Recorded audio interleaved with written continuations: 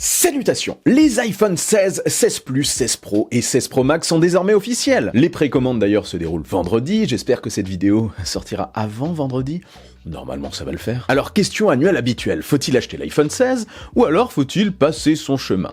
Je vais vous dire ce que j'en pense. Mais avant, vous l'avez vu le petit bandeau, oui, cette vidéo est réalisée en partenariat. Avec qui? Avec Rhino Shield. Pour ce lancement, ils n'ont pas fait les choses à moitié, vous allez voir. Déjà, sauf si vous vivez sur une autre planète, et encore d'ailleurs, pas sûr, vous savez que Rhino Shield fait des protections d'écran anti-choc et des coques de protection anti-choc. Ça, et d'autres accessoires d'ailleurs en tout genre. Mais savez-vous que leurs produits sont conçus et testés en laboratoire pour résister au mieux à toutes sortes de conditions extrêmes? Ces coques sont en effet durables dans le temps pour protéger le plus longtemps possible votre iPhone. Je les utilise depuis un moment, elles sont parfaitement ajustées sur le tel, confortables et ergonomiques. Vous pouvez opter pour le combo coque de protection et le nouveau 3D Impact Screen Protector Pro qui combine les qualités d'une protection polymère et d'un verre trempé. Ça c'est vraiment pas mal, ça veut dire quoi d'ailleurs? Eh bien tout simplement que ça résiste à la fois aux rayures et aux chocs. Prouesse technologique ça, parce que en général c'est soit l'un soit l'autre. Ça n'attire pas non plus la poussière, ça glisse bien avec les doigts, et c'est même disponible avec anti-lumière bleue, tant qu'à faire. Côté coque, on a toujours plein de designs uniques exclusifs Rhino Shield, comme One Piece, Naruto, Marvel, Van Gogh Museum, le nouveau la Alpine, etc., etc., etc.,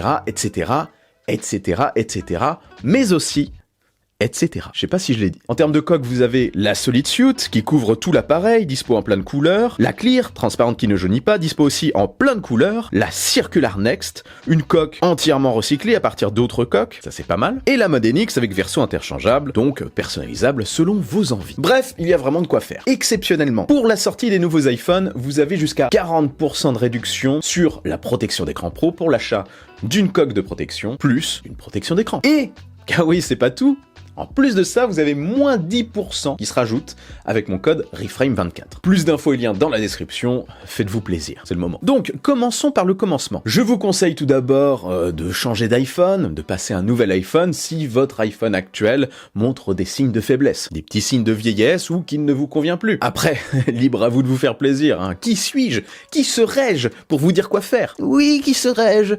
Je vous le demande. Qu'est-ce qui se passe? Je sais pas, c'est la reprise, hein. Je pars un petit peu dans tous les sens. Donc, les iPhone 16 et 16 Plus sont très proches des iPhone 15 et 15 Plus. D'ailleurs, si on les met à côté, bon, on se dit qu'il n'y a pas beaucoup de différence, hein. Oh, sauf de dos, oui, vite fait, mais bon. Après, c'était le cas aussi sur les générations précédentes. Vraiment très très marqué, ça, cette similitude entre le 13 et le 14, rappelez-vous. C'était la même chose. Donc on a toujours même taille d'écran, 6,1 et 6,7 pouces pour le Plus, Dynamic Island en haut de l'écran. D'ailleurs, au passage, il y a 100 € qui séparent ces deux modèles chez Apple, hein, la version 15 et 16. Le bouton action aussi, qui remplace le bouton pour mute le son. Un processeur A18, bien plus récent, parce qu'on était sur un A16 sur le 15. Faut suivre, hein, avec tous ces chiffres, tous ces nombres. Et un nouveau bouton capacitif pour contrôler l'appareil photo, ça c'est vraiment à tester, hein. J'ai vraiment hâte de tester ça. Ça a l'air très sympa. On a plusieurs options, hein, c'est pas juste pour déclencher, on a plusieurs options accessibles directement depuis ce bouton, sans toucher l'écran. C'est pas mal. L'appareil photo, sinon, il gagne un mode macro et les vidéos spatiales. Du coup, tous les nouveaux iPhones peuvent shooter des vidéos spatiales qu'on peut regarder sur le Vision Pro, mais aussi, comme je dis à chaque fois, sur le Meta Quest 3, qui est compatible, je le rappelle, avec les vidéos spatiales.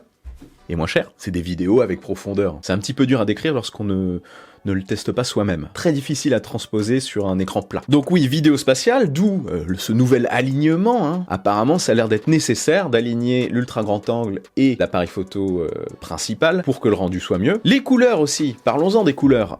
Tout le monde n'aime pas, moi j'aime bien parce que c'est plus marqué. C'est plus marqué cette année, on tendait de plus en plus vers le blanc, hein. C'était blanc rosé, blanc légèrement vert, blanc légèrement jaune, et on avait un petit peu de mal, je trouve, à voir les différences. Aujourd'hui, ils reviennent sur la couleur.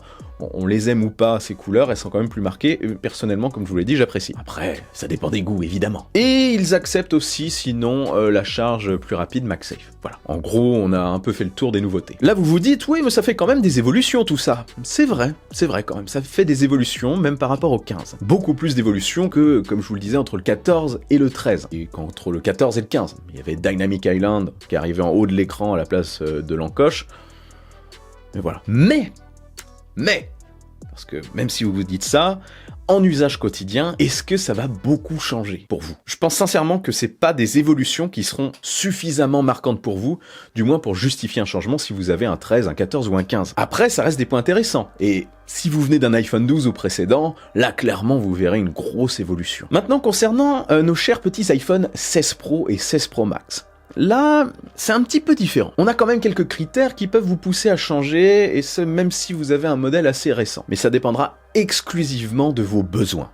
Si vous avez un modèle Pro, juste parce que vous aimez le modèle Pro et que vous utilisez quand même ses fonctionnalités, mais sans les pousser à fond, est-ce que ça vaut le coup de changer ? Je ne trouve pas, sauf si, encore une fois, vous voulez vous faire plaisir. Si par contre vous avez un usage plus professionnel de ce téléphone, notamment dans la capture de photos et de vidéos, que vous utilisez beaucoup cet écran et que la surface d'affichage est importante, pour vous, peut-être que c'est l'occasion quand même de changer. Déjà, si vous venez d'un non-pro, oui, ça peut être très intéressant de passer au pro si vous voulez avoir beaucoup plus de fonctionnalités. Notamment, le 120 Hz au niveau de l'écran, c'est très appréciable. Le zoom x5 et toutes les évolutions photo et vidéo, c'est très appréciable aussi. La finition et maintenant cette nouvelle taille d'écran. Bon, franchement, la question ne se pose pas. Si vous voulez vous faire plaisir, allez-y. Mais les points les plus marquants de ces modèles peuvent quand même intéresser, comme je le disais, ceux qui ont un modèle un petit peu plus récent, mais qui en ont un usage plus professionnel pour le travail.